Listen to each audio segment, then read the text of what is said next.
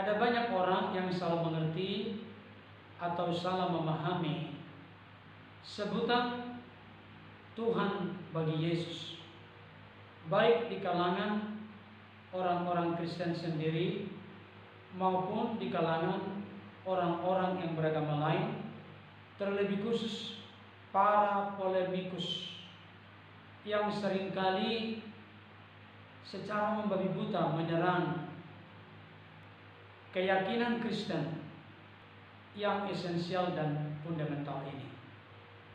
Pemikirannya kira-kira demikian. Tuhan Yesus diartikan Allah Yesus.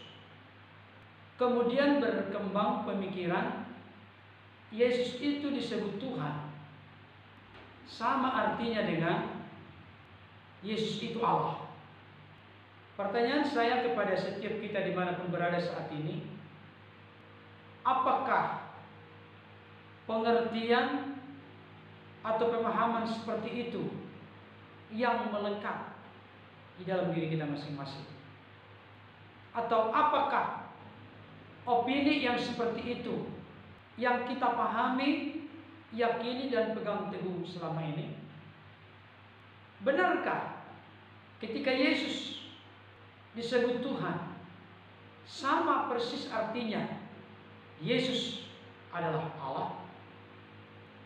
Kalau misalnya Bapak Ibu Saudara memiliki pengertian atau pemahaman seperti itu, maka saya mau katakan dengan terus terang dan sekaligus dengan tegas bahwa Anda salah memahami keyakinan Kristen yang sangat fundamental ini.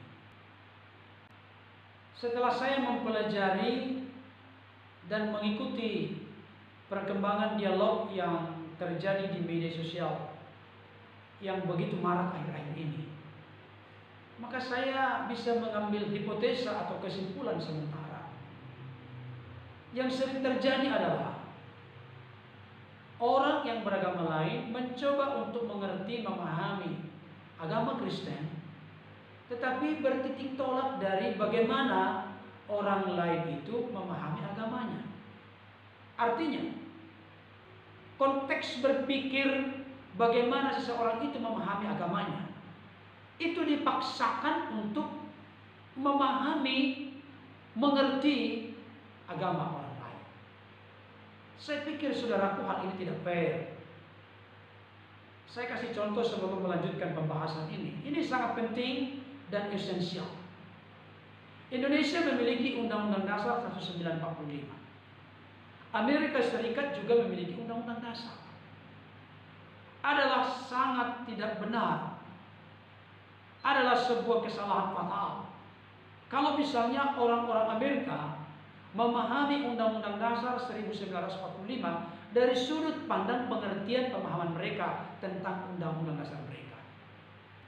Sehebat, sepintar, sejenius apapun orang Amerika, mereka tidak punya hak untuk mengklaim konteks pemahaman Undang-Undang Dasar 1945 menurut Undang-Undang Dasar mereka.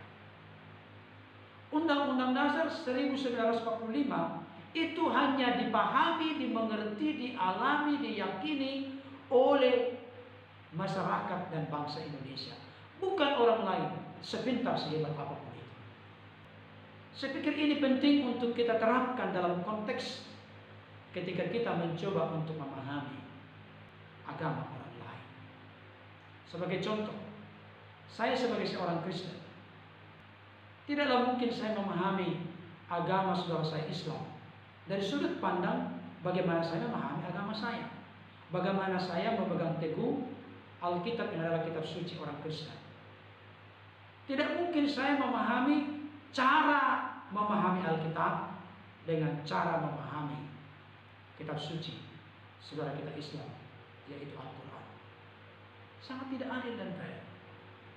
Dan saya berharap konsep berpikir seperti ini perlu kita pegang teguh dalam hidup kita masing-masing. Kenapa ini menjadi penting? Supaya tercipta pengertian, toleransi, kebersamaan di antara keberbedaan yang ada dalam keyakinan masing-masing.